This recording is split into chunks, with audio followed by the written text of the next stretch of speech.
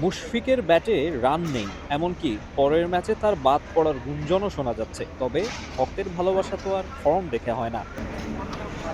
বিদেশ বিভুঁইয়ে তানজিদ তামিমের সঙ্গে সেলফি তোলার আবদার ফ্যানের। বিপিএল এর ফর্ম চ্যাম্পিয়ন্স ট্রফির প্রথম ম্যাচে ধরে রাখতে ব্যর্থ এই ইয়াংস্টারও। ব্যর্থ হয়েছে টপ অর্ডার, সঙ্গে মিডল অর্ডারের কয়েকজনও। হৃদয় জাকেররা অমন ইনিংস না খেললে তো ১০০ রানের নিচে অল আউট হওয়ার শঙ্কাই জেগেছিল ৩৫ রানে প্রথম ৫ উইকেট হারানো দলটার।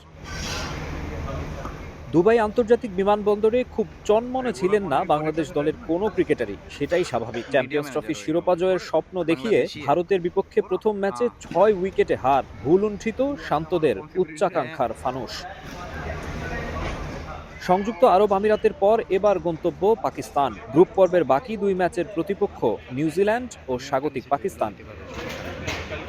দুবাইয়ের স্থানীয় সময় সন্ধ্যা ৬টায় টিম হোটেল দ্য ময়দান থেকে বের হয়ে রাত ৯:৩০টায় বিমানে ওঠেন ক্রিকেটাররা। অনুশীলনে রাওয়ালপিন্ডির উইকেট বুঝে নেয়ার চেষ্টা করবেন ফিল সিমন্স। ২৪ ফেব্রুয়ারি কিউইদের বিপক্ষে ম্যাচে একাদশে আসতে পারে পরিবর্তন। পায়ের মাংসপেশির চোট কাটিয়ে ফিরতে পারেন ওয়ানডেতে ব্যাট হাতে ছন্দে থাকা মাহমুদুল্লাহ। আবার ভারতের বিপক্ষে সেঞ্চুরি হাঁকানো তাওহিদ হৃদয়ও ক্র্যাম্প থেকে সম্পূর্ণ ফিট হওয়ার কিছুটা সময় পাচ্ছেন। গুরুত্বপূর্ণ ম্যাচে তাকে যে কিছুতেই হারাতে চাইবে না টাইগাররা।